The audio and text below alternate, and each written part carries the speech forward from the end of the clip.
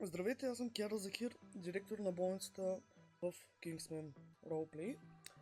И клипът, който правя в момента, искам да бъде по-скоро обучителен за новите колеги, които ще дойдат в болницата, да знаят как да пишат фактури, как да използват таблета за плащания, как да оперират правилно, без да имат някакви проблеми. И това, което мога да кажа, може да пристъпим напред в видеото, да видите какво ви очаква, когато вие постъпите като медик в нашата болница. Първоначално, когато вие станете медик, първото нещо, което ще трябва да прегледате, е нашия Discord сервер на медиците. В него има напътствие как да помагате на пациентите по Roleplay начин с команди ми. Тук може да се даде един пример. След времето ще се добавят и нови, когато осъзнаем, че нещо ви е малко по-трудно или не знаете какво да правите. Това имаме канал информация, в който се обновяват новите неща, дали ще има някакви новости, дали няма да има. Събрания, която е за когато се събираме колектива.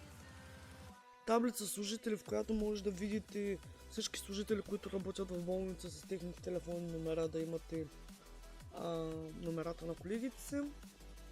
Ценоразпис. От тук може да видите как се пише фактура. След малко ще бъде и показано във видеото как се пише фактура, но това е един от най-простите примери. Както и тук може да се види самия ценоразпис. Здравни осигуровки имат бизнесите, които са написани тук. Както са полиция, механици, брокерска къща, пътна помощ, Кория, Елайс къста, Малто 534 и така да напред, когато се добавят нови бизнеси в играта, ще бъдат донаправени. В тези два канала все още се създава хендбука, който е писмен, и видео хендбука, който правя в момента. И тук вече са главен чат, снимки, тук се пишат смените, когато влезете и излезете от смяна, отпуска, ако трябва да бъдете в нещо да се случи, да пътувате или каквото се случи, предложения, служители и абсолютно всичко, което се сетите в Discord. Винаги аз и главните доктори, заместник директора сме отворени за нови предложения, които може да ни кажете, да се добавят, да се махнат и така. Нека да продължаваме напред. Сега ще покажа как да пишем фактури. Трябва да използваме нашия таблет. И когато го отворим, имаме фактуриране. Отиваме на New Bill. От първото избираме гражданин, на който ние искаме да фактурираме. В моя случай няма абсолютно никой в момента. И пишем шина за врат. И добавяме. Отиваме отново, ако сме направили нещо друго. Примерно сме сложили леден компрес. Пишем $30. Пишем леден компрес. И това е. След това натискаме Create Invoice и ни се отваря един прозорец и ни казва: сигурен ли си, че искаш да пратиш тази фактура? Ти казваш да. Това е как се пишат фактури. Може да продължаваме напред във видеото.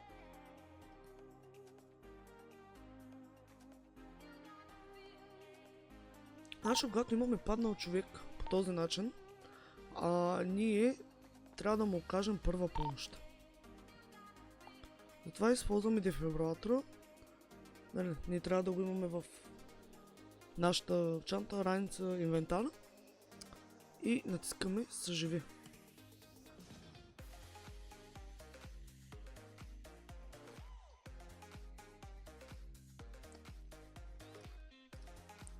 Това виждаме ние като едни доктора. Когато натиснем на определена част от тялото, дали главата, дясната ръка, лявата, торса, ляв крак, десен крак, и ние виждаме какви увреждания има. Така. За да го излекуваме, аз няма да лекувам всичко в момента, а просто за да покажа, използваме за куршуми и за охапване, използваме хирургически инструменти. за да се завъртя към него. Общ преглед и влачим. И го слагаме върху лявата ръка.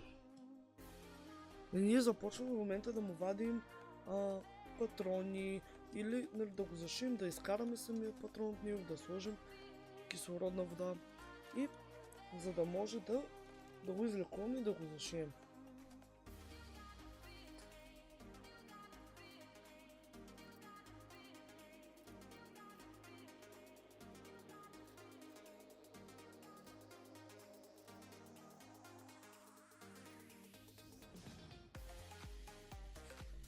Така, ние вече сме изкарали фрагмента от неговото тяло и ние го получаваме тук, в нашия инвентар. Пример, който мога да дам за навяхване. За навяхване трябва да използваме iFax. По същия начин предърпваме, помагаме. Когато имаме счупвания на кост, използваме шини. Нали, тези неща ще бъдат дообяснени, но е това.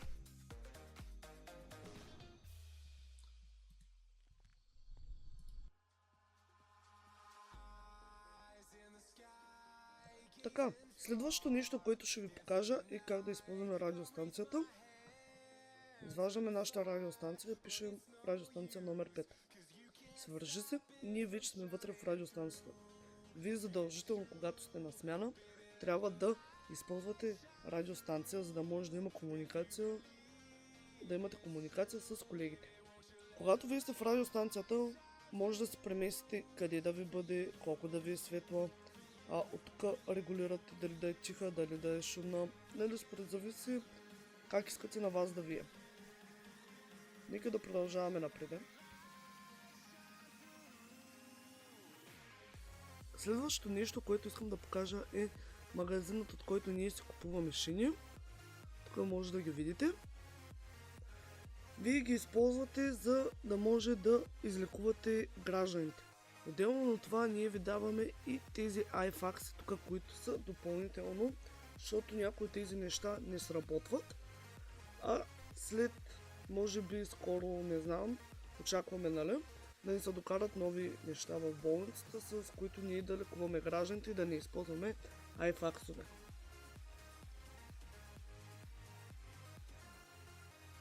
Следващото нещо, което искам да покажа, е тази маса, от която ние си правим бинтове, марли, турникети, адреналинови спецовки и iFax. Всички започвате от тук. Трябва да имате второ ниво тук горе. Може да правите бинтове. Когато ви видите ето това ниво тук, го вдигнете като 11, може да правите марли, турникети. След това, когато вие сте 22 ниво, тук може да правите адреналинови спрецовки. И последното е iFax, което е, тук трябва да имате 22 ниво, а тук горе 33 ниво. Сега ще ви покажа откъде да си извадите линейка или хеликоптер. За линейка отиваме долу в гаража и поглеждаме към този човек. Отвори гараж, линейка, изкарай. И ето там ви се появява вашата линейка. А за хеликоптера е пак тук влизаме в асансьора, отиваме на покрива. Когато се качим, говорим с този човек, вземи превозно средство, автосалон, хеликоптер и ето го. Тук се изкарваме и хеликоптер. Искам да ви покажа още няколко допълнителни неща, които са в болницата. Шкафа, който е пред вас, може да го използвате за личен склад, никой няма достъп до него. Следващото нещо е съблекалнята. Тук вие може да се сменят дрехите с работните или цивилните.